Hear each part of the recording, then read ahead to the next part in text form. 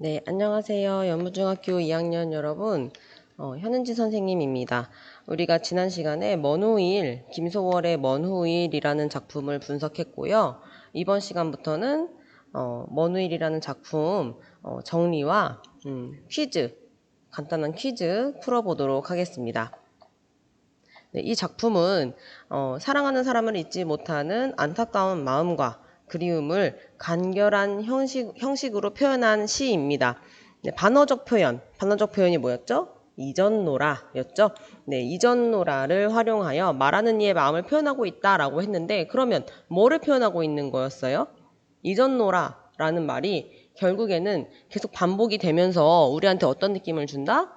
잊지 못했구나. 이 사람이 아직도 그리운 님을 잊지 못했구나 라는 것을 우리에게 표현하고 있다라고 얘기했었죠.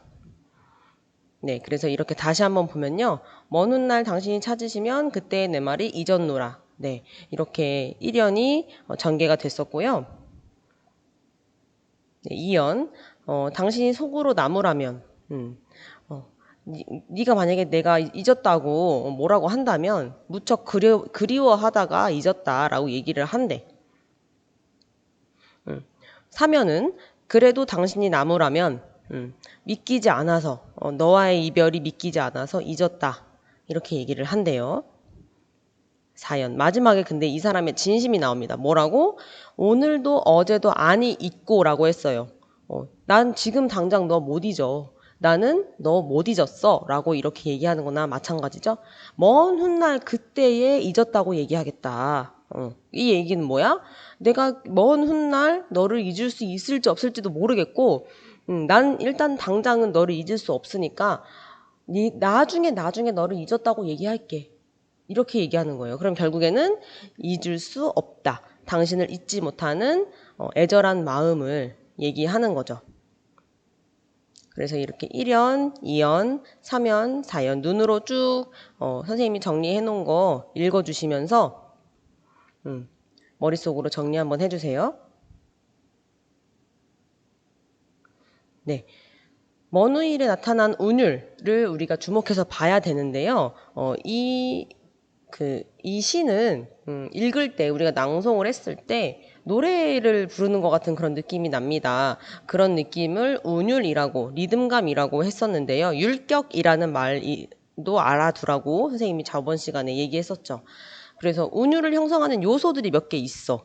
이 시에서 일단은 우리가 초등학교 때는 글자 수가 비슷하다 이렇게 배웠지만 중학교 때는 조금 다릅니다. 그래서 한 줄을 읽을 때 몇 번을 걸을 수 있느냐를 묻는 음보가 있어요. 음보. 그래서 먼 훗날 당신이 찾으시면 이렇게 지금 머릿속으로 걷는 상상을 해봐. 먼 훗날 당신이 찾으시면 몇 걸음 걸었어요? 3걸음 걸었습니다. 그래서 삼음보라고 했었어요. 그쵸? 그래서 삼음보에 규칙적인 율격이 있다. 라는 것과 그리고 같거나 비슷한 단어 이전노라 이런 거 그 다음에 글자 수가 반복되어 있습니다. 그래서 334조라고도 얘기했었어요. 네, 그 다음에 뭐뭐하면 이전노라 뭐뭐하면 이전노라 이런 식으로 같은 문장 구조가 반복되고 있습니다. 네, 이런 거를 대구법이라고도 하는데 네, 이런 자꾸 반복되는 것들이 많아요. 이런 경우에는 이제 리듬감이나 운율에 그런 효과가 있다. 그래서 일정한 호흡으로 끊어 읽는 음보율로 음악성과 규칙성을 느끼게 해주고요. 또 각 연에서 이전노라를 반복하면서 의미를 강조하고 있습니다. 어떤 의미를? 잊지 못했다는 의미를. 그쵸?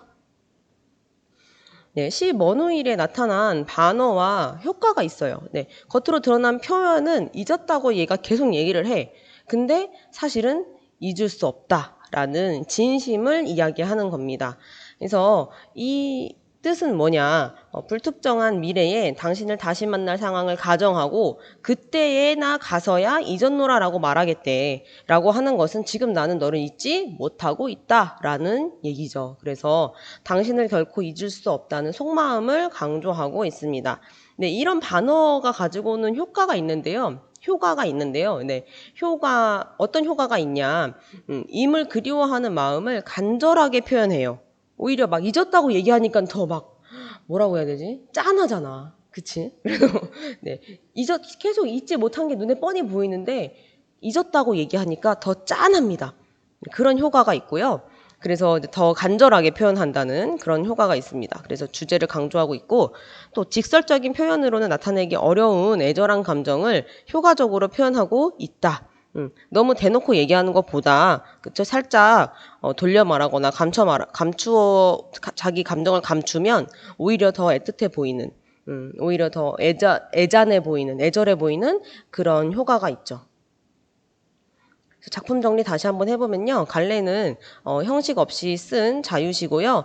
서정시입니다. 여러분이 이게 글자 수가 비슷해가지고 자꾸 정형시라고 착각하시는 분이 계시는데 그렇지 않습니다. 네, 자유시고요. 자유롭게 쓴 가운데 글자 수가 비슷해진 거예요.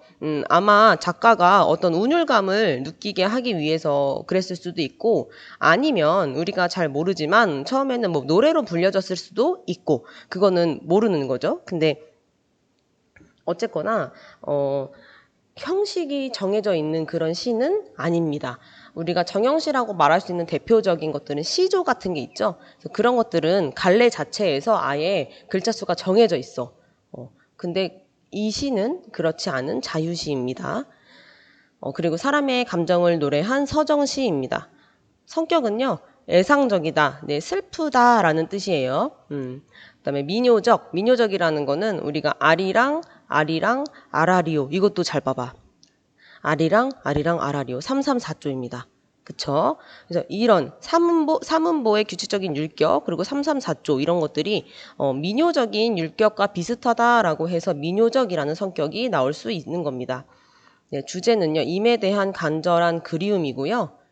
네, 특징으로 봤을 때 특징 보면 첫 번째, 네, 삼음보의 규칙적인 율격과 유사한 문장 구조 또는 유사한 단어, 어휘의 반복으로 운율을 형성하고 있습니다.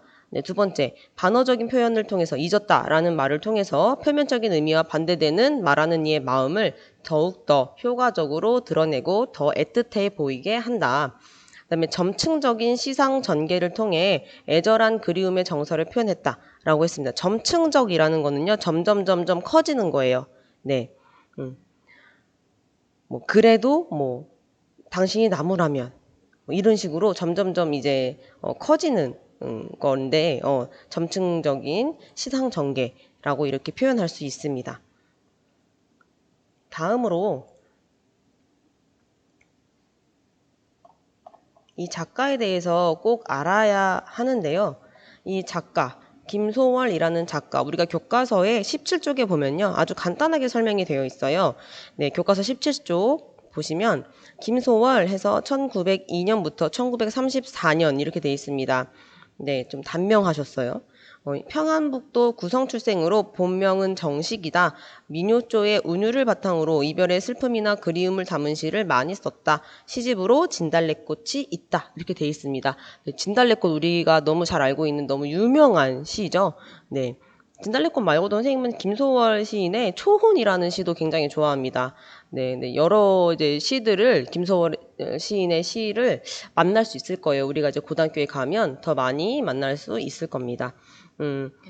김소월 시인은 처음에 이렇게 김소월이라는 이름만 들었을 때는 꼭 여자분 같고 또 이렇게 어떤 이별의 정한을 많이 시로 쓰셨기 때문에 왠지 여성적인 느낌이 있어요. 하지만 남성분이십니다. 네, 여기 사진이 있죠. 네, 이렇게 네, 사진으로 보시면 네, 남성분이라는 것을 우리가 알 수 있죠. 네, 본명은 정식입니다. 네. 이분은요, 네, 일본에서 대학을 나오셨어요. 그런데 이제 관동대 지진으로 중퇴를 하시고 귀국을 하셨습니다. 그리고 여러 가지 뭐 동아일보에서도 이제 활동을 하시고 하셨는데, 대표적인 활동으로는 역시 시를 많이 쓰신 작가로서의 그런 활동을 가장 많이 하셨습니다. 네.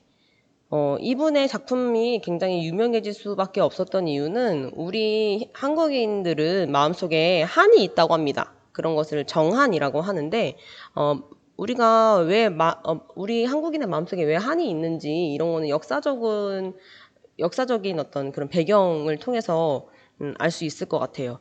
우리나라는 되게 외사의 침략도 많았고요. 어떤 사연이 많은 그런 민족입니다.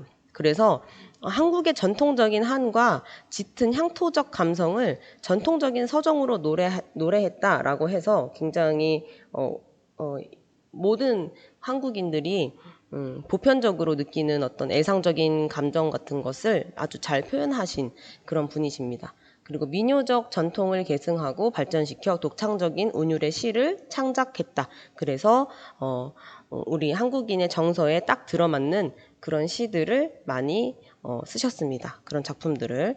네. 간단한 퀴즈 한번 풀어볼 건데요.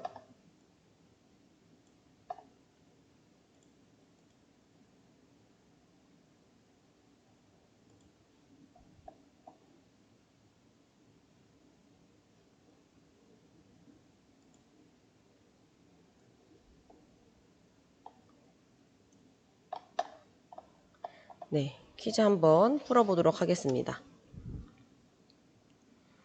네, 뭐뭐뭐는 시를 읽을 때 느껴지는 말의 가락으로 같은 소리나 단어, 일정한 글자 수의 반복 등을 통해 형성된다 라고 했습니다. 네, 뭘까요? 네, 운율입니다. 네. 2번, 반어는 실제로 표현하고자 하는 의도와 반대되는 말로 나타내는 표현 방법이다. 이거 O일까요? X일까요? 네, O이죠. 네, 우리 지금까지 반어에 대해서 배웠습니다. 반어는 실제로 표현하고자 하는 의도와 반대되는 말로 나타내는 표현 방법으로 전달하고자 하는 의미를 더욱 강조할 수 있다. 반어의 그 개념이 아직까지도 만약에 흐릿하다면 이런 예시를 하나 들어줄 수 있을 것 같아요.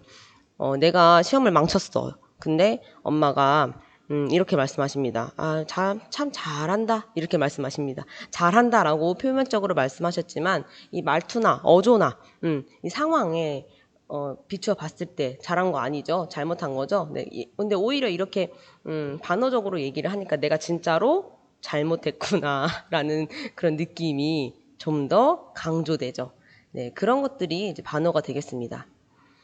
네, 3번. 시 먼우일에서 말하는 이는 이전노라라는 표현을 반복해서 사랑하는 이를 잊겠다는 의지를 드러낸다라고 얘기했는데 이게 맞을까요? 틀릴까요? 네. 의지? 의지? 네, X죠. 네, 의지를 드러내는 것은 아니고요. 네, 잊었다고 말하지만 잊을 수 없는 그런 상황입니다. 네, 잊을 수 없는 상황을 강조하는 것이지 난 정말 잊을 거야 막 이렇게 얘기하는 거는 아니에요. 네, 4번. 시 먼우일에서 다양한 요소들을 통해서 운율을 형성한다 라고 되어 있는데 이 문제는 어떨까요? 5죠? 네. 그래서 사문보의 율격, 그 다음에 글자 수나 같은 문장 구조의 반복, 그다음에 비슷한 어휘의 반복 등을 통해서 운율을 형성하고 있습니다. 여러 가지 요소를 통해서 운율을 형성하고 있는 모습을 우리가 확인할 수 있었습니다.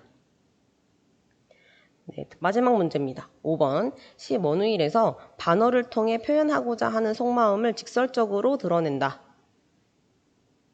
어때요? X입니다. 이 문제 자체가 지금 말이 안 되는 거예요. 여러분, 눈치채셨어요? 네. 반어를 통해서 표현하고자 하는 속마음을 직설적이 아니죠. 반어라는 그 표현 기법 자체가 우회적으로 돌려 말하는 거예요. 반대로 말함으로써 그 읽는 사람으로 하여금 얘가 숨기고자 하는 진짜 마음이 뭔가라는 것을 오히려 더 이렇게 캐내게끔 만드는 거예요. 그래서 이거는 문제 자체에서 말이 안 됩니다. 네, 그것을 알면, 반어라는 거가 뭔지 알면, 이 말 자체가 이상하다라고 눈치를 채셨을 거예요. 네. 그래서 반대되는 말로서 표현함으로써 말하는 이의 진심을 강조하고 인상 깊게 전달한다. 이렇게 볼 수 있었습니다. 네, 수고하셨습니다. 오늘 수업 여기까지 하겠습니다.